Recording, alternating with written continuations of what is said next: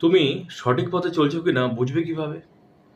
যখন দেখবে তোমার নামে, তোমার পিছনে, তোমার চারপাশের মানুষ আলোচনা করছে, সমালোচনা করছে, নিন্দা করছে, তোমাকে ফলো করছে সোশ্যাল মিডিয়াতে বা ব্যক্তিগত জীবনে উঁকি দিচ্ছে, হোয়াটসঅ্যাপের স্ট্যাটাস দেখছে, ফেসবুক দেখছে, ইনস্টাগ্রাম দেখছে, ইউটিউব চ্যানেলে তোমাকে ফলো করছে, তখন তুমি ভাববে যে তোমার চারপাশে যে মানুষরা আছে তারা তোমাকে রীতিমতো তোমার জীবন নিয়ে তারা ইন্টারেস্টেড, খুব আগ্রহী।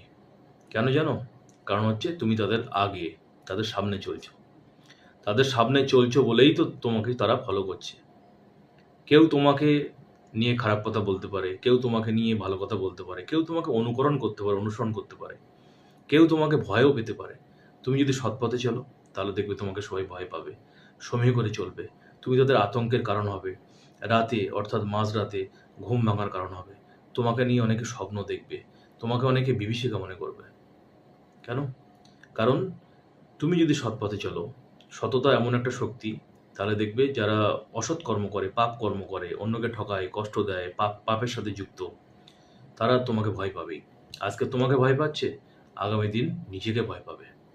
নিজেকে কেমন ভয় পাবে? আয়নার সামনে দাঁড়িয়ে নিজের মুখ দেখে ভয় পাবে, নিজের ছেলে মেয়ের সামনে দাঁড়িয়ে ভয় পাবে, নিজের স্ত্রীর সামনে দাঁড়িয়ে ভয় পাবে, নিজের বাবা মায়ের সামনে দাঁড়িয়ে ভয় পাবে। আর ঠাকুরমা স্বামীজি বা যে আমাদের পরম পিতা যে ঈশ্বর রয়েছে, ঈশ্বরের সামনে দাঁড়াতে পারবে না, পা কাঁপবে, চোখে চোখ মেলাতে পারবে না।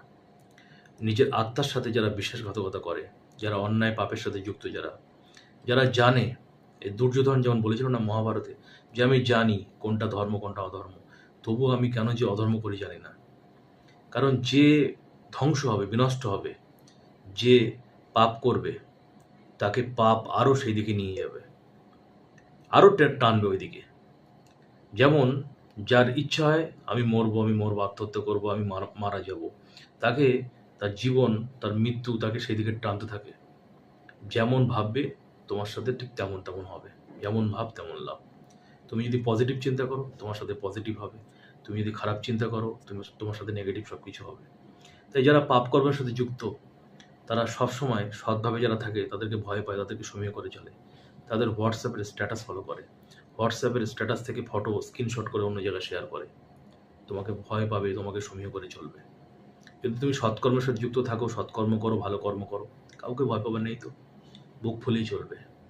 ভগবানের কাছে, মা বাবার কাছে, স্ত্রীর কাছে, পুত্রের কাছে, মানুষের কাছে, সমাজের কাছে বুক ফুলেই চলবে, মাথা উঁচু করে চলবে। যারা অন্যায় করে তারা মাথা নিচু করেই চলবে। এটাই হলো জীবন দর্শন।